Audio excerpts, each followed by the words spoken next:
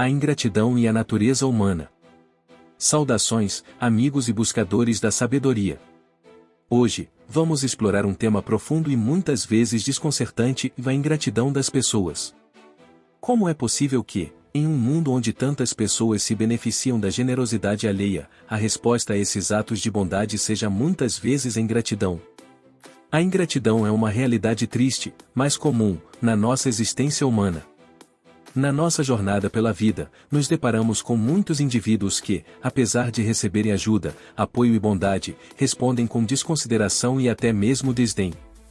Mas por que isso acontece? Qual é a raiz desse comportamento? Para entender a ingratidão, precisamos primeiro olhar para a natureza humana. Cada um de nós é composto por uma complexa tapeçaria de emoções, experiências e motivações. Desde os tempos antigos, os filósofos têm estudado a condição humana e tentado compreender as profundezas da nossa psique. A ingratidão pode ser vista como uma falha moral, mas também é um reflexo de nossos medos e inseguranças mais profundos. A natureza da ingratidão. Em muitos casos, a ingratidão surge da percepção de que a ajuda recebida não é suficiente ou não atende às expectativas. As pessoas, muitas vezes, têm expectativas irrealistas sobre o que os outros devem fazer por elas. Quando essas expectativas não são atendidas, o resultado é o ressentimento e a ingratidão. Além disso, a ingratidão pode ser uma forma de defesa psicológica. Admitir que precisamos da ajuda de outros pode ser uma ameaça ao nosso ego e à nossa percepção de autossuficiência. Ao não demonstrar gratidão, as pessoas podem estar tentando proteger a imagem que têm de si mesmas como independentes e autônomas. Outra explicação para a ingratidão é o ciclo vicioso da insatisfação. Vivemos em uma sociedade que muitas vezes valoriza o que não temos mais do que o que possuímos. Isso cria um estado constante de desejo e insatisfação. Quando recebemos algo, ao invés de sermos gratos, podemos imediatamente começar a desejar mais, subestimando o valor do que foi oferecido. A ingratidão, assim, se torna um subproduto da nossa incapacidade de viver no presente e apreciar o que temos. A sabedoria estoica e a ingratidão. Os antigos filósofos estoicos, como Epicteto, Sêneca e Marco Aurélio, nos ensinam a olhar para a ingratidão de uma maneira diferente. Eles nos lembram que não podemos controlar as ações e reações dos outros, mas podemos controlar como respondemos a elas. A ingratidão dos outros não deve abalar nossa tranquilidade interior. Devemos agir com virtude e bondade não por reconhecimento ou gratidão, mas porque é a coisa certa a fazer. Marco Aurélio, em suas meditações, frequentemente refletia sobre a imperfeição da natureza humana e a importância de manter a serenidade diante das falhas alheias. Ele nos ensina que devemos aceitar que a ingratidão faz parte da vida e que a verdadeira recompensa das nossas ações virtuosas está na paz de espírito que elas nos trazem, e não na resposta dos outros. 10 tipos de pessoas para pensar 2 vezes antes de ajudar. Agora, tendo explorado a natureza da ingratidão e as razões por trás desse comportamento, vamos delinear 10 tipos de pessoas para quem devemos pensar 2 vezes antes de oferecer nossa ajuda. Lembrando sempre que o objetivo aqui não é julgar ou condenar, mas sim entender e proteger nossa própria paz e bem-estar. Detalhamento dos tipos de pessoas para pensar 2 vezes antes de ajudar. Vamos agora explorar em maior detalhe cada um dos 10 tipos de pessoas para quem devemos considerar cuidadosamente antes de oferecer nossa ajuda. Compreender as nuances de cada tipo nos permitirá identificar esses comportamentos em nossas vidas e tomar decisões mais sábias. 1. Os ingratos crônicos. Essas pessoas nunca reconhecem ou apreciam a ajuda recebida, independentemente do esforço ou sacrifício envolvido. Elas tomam a bondade alheia como garantida e raramente expressam gratidão.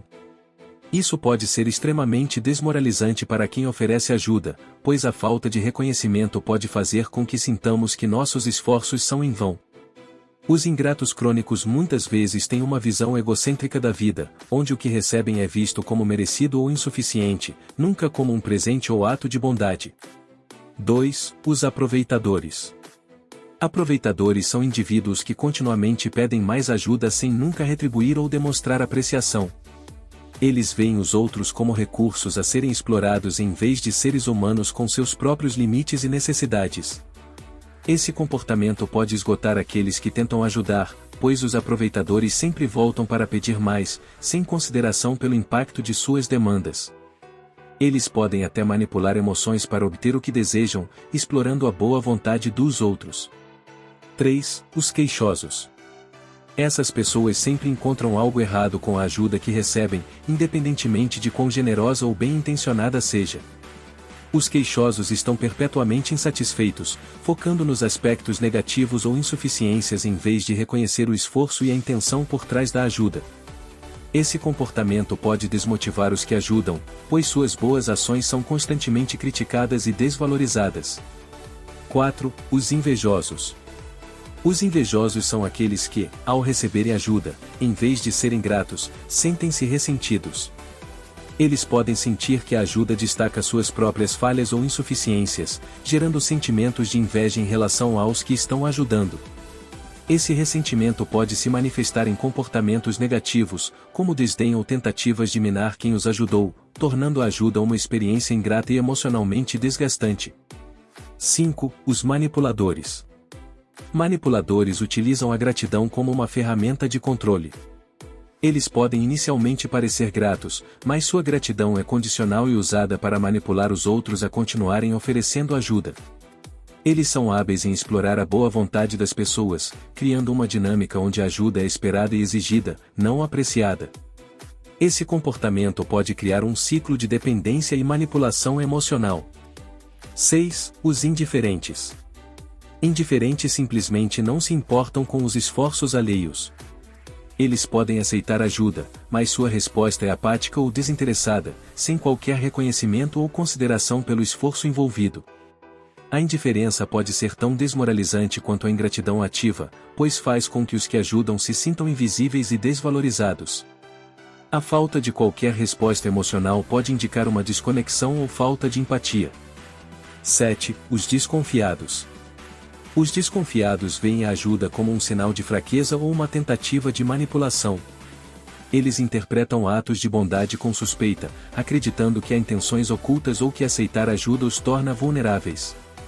Essa desconfiança pode criar barreiras emocionais e dificultar relações de ajuda genuína. Eles podem rejeitar ou menosprezar a ajuda oferecida, criando um ambiente de tensão e resistência. 8. Os narcisistas. Narcisistas acreditam que merecem tudo e mais um pouco, vendo qualquer ajuda recebida como algo devido a eles. Eles têm um senso exagerado de autoimportância e frequentemente subestimam os esforços dos outros. Para eles, a gratidão é uma fraqueza, e reconhecer a ajuda dos outros é algo que raramente farão. Esse comportamento pode ser extremamente desgastante, pois os narcisistas nunca estão satisfeitos e sempre exigem mais. 9. Os preguiçosos. Preguiçosos preferem depender da ajuda dos outros em vez de se esforçarem. Eles evitam responsabilidades e esperam que os outros resolvam seus problemas. Esse comportamento pode criar um ciclo de dependência, onde os preguiçosos se tornam cada vez mais incapazes de cuidar de si mesmos, colocando uma carga injusta sobre aqueles que tentam ajudar. A falta de esforço pessoal e a dependência contínua podem drenar a energia e os recursos de quem está ajudando. 10. Os irresponsáveis. Irresponsáveis não assumem responsabilidade por suas próprias vidas e esperam que os outros resolvam seus problemas. Eles podem ser descuidados, imprudentes ou negligentes, esperando que os outros limpem suas bagunças. Esse comportamento pode ser frustrante e exaustivo, pois os esforços para ajudar parecem nunca resultar em mudanças positivas. Os irresponsáveis muitas vezes repetem os mesmos erros, esperando que alguém sempre esteja lá para resgatá-los. Sabedoria e discernimento. A jornada de oferecer ajuda aos outros deve ser guiada pela sabedoria e pelo discernimento. A sabedoria não é apenas um acúmulo de conhecimento, mas a habilidade de aplicar esse conhecimento de maneira justa e benéfica. O discernimento, por sua vez, é a capacidade de julgar corretamente e de fazer escolhas sábias. Quando combinamos esses dois atributos, podemos agir de maneira que não apenas beneficie os outros, mas que também proteja nosso próprio bem-estar. A sabedoria da generosidade consciente. A generosidade é uma virtude celebrada em todas as culturas e tradições filosóficas. No entanto, a generosidade inconsciente pode levar ao esgotamento e à frustração. A sabedoria nos ensina a ser generosos, mas de maneira consciente e intencional. Isso significa avaliar cada situação e cada pessoa com quem nos deparamos, para decidir se nossa ajuda será benéfica a longo prazo. Por exemplo, ajudar alguém que está temporariamente em dificuldade pode ser um ato de generosidade que transforma vidas. No entanto, ajudar continuamente alguém que se recusa a assumir responsabilidade por suas ações pode criar uma dependência prejudicial. A sabedoria nos ajuda a encontrar esse equilíbrio. O discernimento na escolha de onde e como ajudar. O discernimento é a bússola que nos guia em nossas ações. Ele nos ajuda a identificar quando nossa ajuda será apreciada e quando será vista como garantida ou até mesmo desprezada. Ao desenvolver o discernimento, aprendemos a reconhecer os sinais de comportamento ingrato ou manipulador. Podemos então escolher oferecer nossa ajuda de maneiras que sejam realmente eficazes e apreciadas. Discernimento também significa saber quando é hora de parar. Pode ser difícil recusar ajudar alguém, especialmente se temos um forte desejo de fazer o bem. No entanto, dizer ou não pode ser a melhor escolha em certas situações. Ao proteger nossa própria energia e recursos, podemos garantir que estamos em uma posição melhor para ajudar de maneiras significativas no futuro. A importância de limites saudáveis. Estabelecer limites saudáveis é uma parte crucial do discernimento. Limites não são barreiras, mas proteções que nos ajudam a manter nossa saúde emocional e mental. Eles nos permitem ser generosos sem nos sacrificar. Ao definir limites claros sobre quanto e como podemos ajudar, evitamos o esgotamento e garantimos que nossa ajuda seja sustentável. Por exemplo, se você perceber que uma pessoa está continuamente exigindo mais de você sem qualquer sinal de gratidão ou melhoria, estabelecer limites pode ser necessário. Isso pode envolver dizer ou não a novos pedidos de ajuda ou estipular condições claras para o apoio contínuo. A sabedoria estoica na prática. Os filósofos estoicos, como Marco Aurélio, nos oferecem valiosos insights sobre como aplicar sabedoria e discernimento em nossas vidas.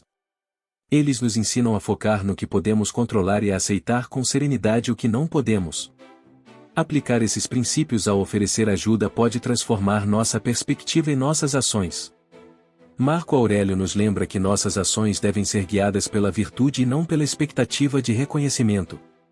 Ao agir com bondade e justiça, independentemente da resposta dos outros, encontramos a verdadeira paz interior. Isso não significa ignorar o comportamento ingrato, mas sim não permitir que ele abale nossa tranquilidade. Praticando a generosidade consciente. Praticar a generosidade consciente e o discernimento começa com a autorreflexão. Pergunte a si mesmo por que você está oferecendo ajuda e quais são suas expectativas. Se você está ajudando para receber gratidão ou reconhecimento, pode ser útil reavaliar suas motivações. A verdadeira generosidade vem do desejo de fazer o bem, não de ser reconhecido por isso. Também é útil observar as reações das pessoas que você ajuda. Se você perceber padrões de ingratidão ou manipulação, use isso como um sinal para ajustar suas ações. Não tenha medo de redefinir seus limites e de priorizar sua própria saúde e bem-estar. Equilíbrio entre generosidade e autocuidado. O equilíbrio entre generosidade e autocuidado é fundamental para viver uma vida plena e significativa.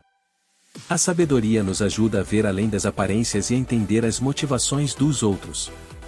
O discernimento nos permite tomar decisões informadas e justas sobre onde e como oferecer nossa ajuda. Ao combinar generosidade consciente com limites saudáveis, podemos continuar a fazer o bem no mundo sem nos sacrificar. Que possamos sempre agir com virtude, guiados pela sabedoria estoica e pelo discernimento, encontrando paz e satisfação em nossas ações.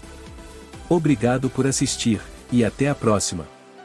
Que a sabedoria e a paz estejam sempre com vocês.